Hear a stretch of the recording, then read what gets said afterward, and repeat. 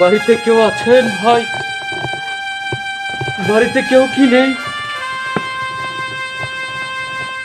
বাড়িতে কেউ কি নেই যে আমাকে এক মুঠো অন্ন দেবে? বাড়িতে কি কেউ নেই ভাই?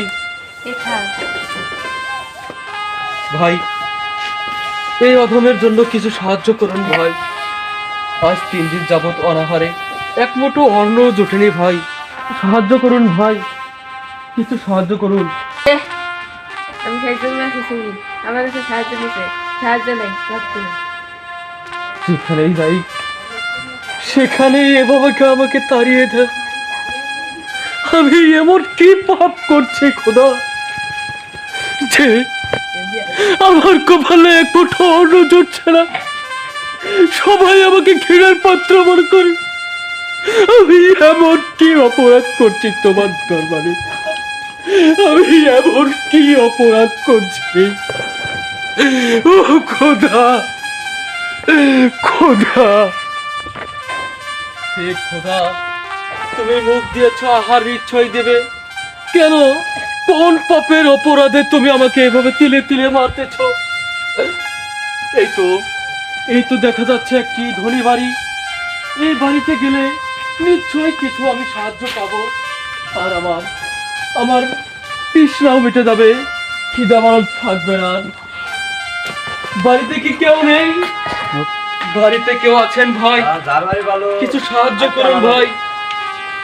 আমি আজ 3 দিন যাবত অনাহারে। ভাই, কিছু সাহায্য দেন ভাই। আজ 3 দিন যাবত আমি অনাহারে। ক্ষুধার জ্বালা আর আমি সহ্য করতে পারছি না। কেউ কি নেই ভাই? কেরা ফকির, দাঁড়ান, আমি আইতাছি।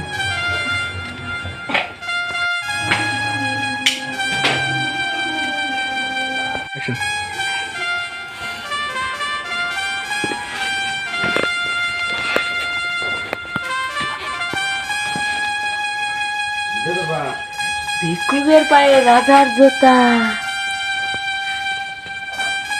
দাঁড়ান, হ্যাঁ, কে আপনি? আপনার পরিচয় দিয়ে যান। কি বলবো ভাই,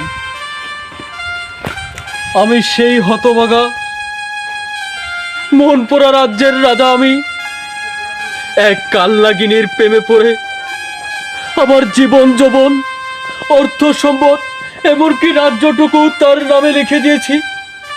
আর সে আমার সাথে বিশ্বাসঘাতকতা করে আমাকে রাজ্য থেকে ত্যাগ করে দিয়েছে, যার কারণে আজ আমি পথের ভিখারি, মানুষের দ্বারে দ্বারে ঘুরে খাই। আমাকে যে সে সর্বশান্ত করে দিয়েছে, এখন আমি সর্বহারা ভাই।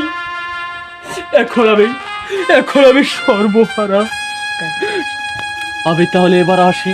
না ভাই, দাঁড়ান, আপনার তো এখন থাকার জায়গা না, তাহলে আমার বাড়িতে থাকুন। না ভাই, যেহেতু আমার রাজ্যেই জায়গা হয়নি, আমি আর কারো দুয়ারে যেতে চাই না ভাই।